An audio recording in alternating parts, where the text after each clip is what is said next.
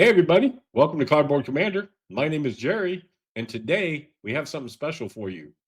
I was inspired by watching one of Zilla Blitz's videos on his top 10 Avalon Hill war games, so I thought I would do the same thing. So, with that, I want to first make sure you guys go check out Zilla Blitz, and he put out his video this morning. It kind of inspired me to do it. So I thought I would put one out as well. So make sure you run over there, tell him, they do say the best form of flattery is copying somebody. So I'm copying you, Zilla Blitz. Thank you for the inspiration. And we will go ahead and get started. The first thing we're going to do is we're going to look at number 10, 9, and 8. So number 10 is Third Reich. And Third Reich is one of those games that I don't know if people actually really played it or they tried to play it. I know we used to get a bunch of people together and we had a good group that would try to play, but it was pretty crunchy for back in the day. You guys can tell that this box has seen the best, has not seen the best of days. It did have these really neat little scenario cards, which are really kind of cool. And they give you this is for each country that you had. So it gives you their, all their, what you get for the game and how many forces you get and how many points you get. I haven't played this game in ages, but it was one of the ones that inspired me to get back in or to get into wargaming. The rule book, one of those nice and crunchy, lots of text, very limited pictures, but Third Reich played a huge role in my development for Wargames. So it is my number 10 game from this challenge. I'm going to put this right over here. Number 9 is Wooden Ships and Iron Men. And I have my copy right here. It is also one of these games that has seen better days. It's been played a lot. I know that so far Zilla Blitz and I have the same numbers, but it will change, folks. But again, here are, if you don't remember, it has the old sheets that you used to keep track of all your ships on and all the damage. There was a bunch of tables, so hit determination table, that sort of thing. And then cool little pieces. I got them in there. And then, of course, the board is just a blue board because it's just out to sea. But then here are the rules for Wooden Ships and Iron Men. And they had the scenarios mapped out like so. But Wooden Ships and Iron Men, I remember playing this in high school with a bunch of guys, and it was so much fun and really had a good time playing it. So it's one of those games that I don't think I'll ever get rid of it. I've played it years, but it's one of those games I don't think I'll ever get rid of. Hope you guys check out my Fear the Bones Navy football jersey. They're having a great year. Number 8, Russian Campaign. Many of you guys have seen the new reprint of this. I have the old flat box edition still. Again, you can tell it's had better days. I do have this in trays, but the Russian Campaign, many of you guys have played this game or played the new one, but this game was one of the first ones that I remember playing kind of over and over again. It was one of those things that I would get frustrated because I couldn't do better at it, and so I would just go back and play it again just to see if I could do better at it. We're at number 7. So number 7 is Richthofen's War. And folks, this game kind of got me into the air genre of games. It was not the easiest game to play. But I did play it a lot, as I did have a friend who liked to play. It was a box kind of in a box, and as you can tell, my box has been damaged a little bit, so I don't think I'll be. But one of the things is the table's on the back. But check this out. I loved the map board. So the map board for this game, to me, was one of the coolest things. And I'll show you real quick. I think I can open this up to a point where you can see what's going on. But check that out, folks. That map is really cool. and it was this map's been taped. It's seen much better days, but it's got the old foldable out rules.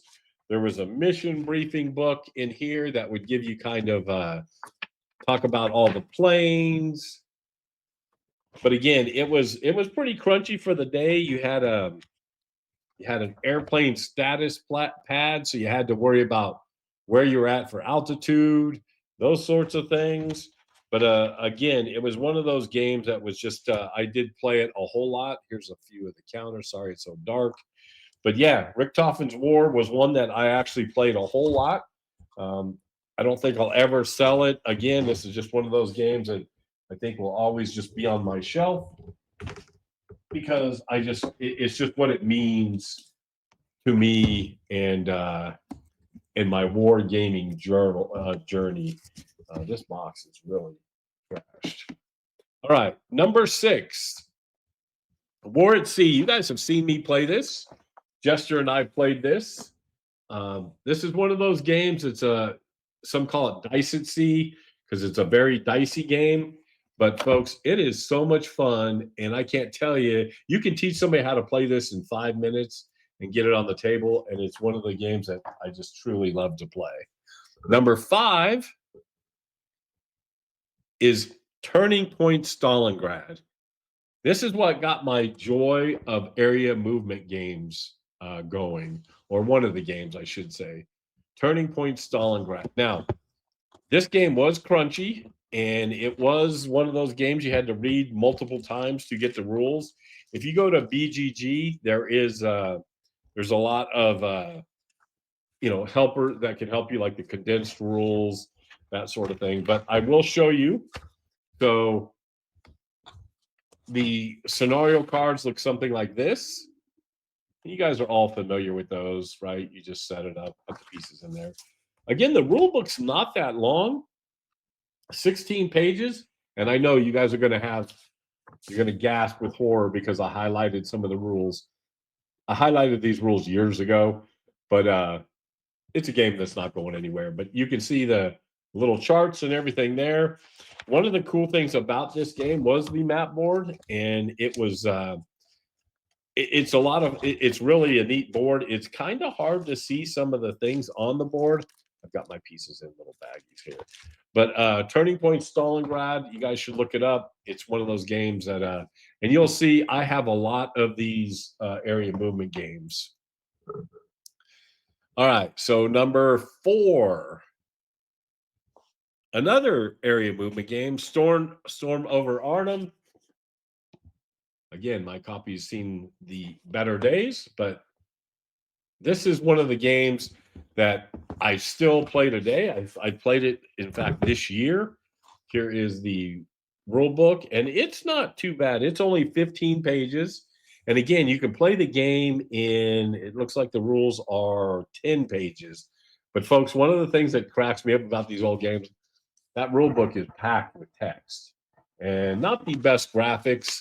There is a nice little map on the back here, but this is one of those games that I truly enjoy playing. I still play it to this day. So that's my number 4. My number 3 is Victory in the Pacific.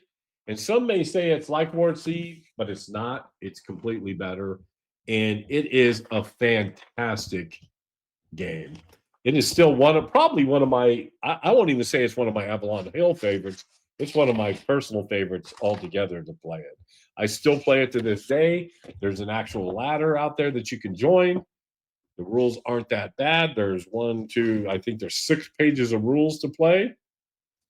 Gives you the little starting forces on the back. And then they do have some order of appearance cards that are here, and there's the American. But Victory in the Pacific, guys, if you haven't played this game, you should really go. If you can find a copy of it, it's not that expensive. You can find it on at Noble Night. But Victory in the Pacific is one of my all-time favorite games. All right, so I did cheat a little bit here on number 2 because there's a tie, and The first one is Squad Leader. Now, I do not have any of the old Squad Leader titles. I have sold them, but I do, however, play Advanced Squad Leader, and that is what Squad Leader started. Folks, the old Squad Leader game, I remember walking in. It was the first war game I ever bought. I jumped into the deep end right away. It was a lot of fun to play. I had a bunch of people to play it with because of the game store that we played in. Buying Cross of Iron, Crescendo of Doom, GI Anvil of Victory when they started adding all those. So Cross of Iron was great, added armor. It was still playable. Crescendo, it got less playable. And by the time we got the GI Anvil of Victory, they had added so many rules that it was time for a revamp, and they did do that. So, but Squad Leader is definitely one of my best games from Avalon Hill. Folks, this game is still one of my favorites, and it is still one that I play regularly. So there's actually, you can play it online. There's a couple of groups that have ladder games.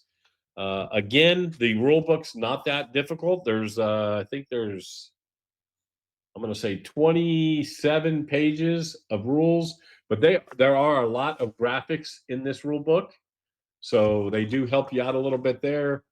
Sequence of play, but again, this game, folks, it's one of the best. It's one of my favorite, and you guys, if you haven't played this, again, area movement games, one of my favorites. I also have what's the other one called? I have another one over here too. Oh, Thunder and Casino. That's right. So the area movement games, that's what really inspired a bunch of that play for me. So now, can anyone guess? So first of all, before we go further, do you guys agree with what's going on? Do you disagree with my my choices? But again, they're my choices. But tell me what you guys think. What are your favorite Avalon Hill games? And why should I have some higher, maybe that you would have higher? So we look at number one, and folks, you could probably tell by the little background there of what is coming up, but it is up front. It is still one of those games that probably inspired the card-driven genre. And folks, it is so much fun to play. It's got an expansion with Bonsai. But this game, so one thing I will tell you, the rules, you got to be patient with the rules, okay? But there are some great videos online that will walk you through the rules. This was in the age where they thought more crunchy was better, and when they said crunchy, they meant convoluted rules. But the rule book, it's not very good, folks. But don't let that get to you. It is a lot of fun, and you can go online and you can see some videos that are being played. But like I said, I've got everything squeezed into one box. There was Bonsai, which added the Japanese. There was also Desert War was an expansion that they had as well. If you go on BGG, there's a lot of articles about Upfront, but here was the whole thing of the game was the cards, right? So the card-driven game that very well thought out.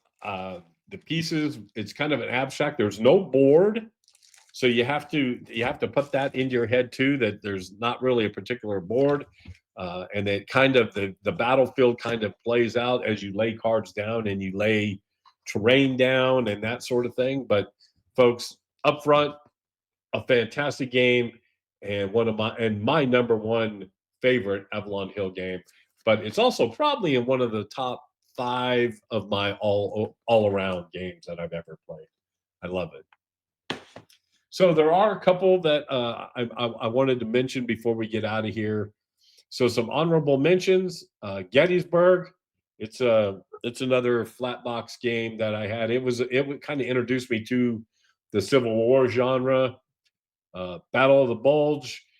This game's okay, but the only reason it's on my list is because I played it a lot. I had a next door neighbor, and he and I played this game a ton, and it was just one of those ones that was on the table all the time. And then, of course, Panzer Leader. I played this every once in a while, but there wasn't as much traction for Panzer Leader or Panzer Blitz as in some places, but it was fun. But it's an honorable mention just because it was a fun game and it brought in armor and that sort of thing. Avalon Hill also makes some really good sports games. So I'm going to give you my top 3 sports games from Avalon Hill. First is Pay Dirt, the football game. Had individual seasons, had each team had a chart.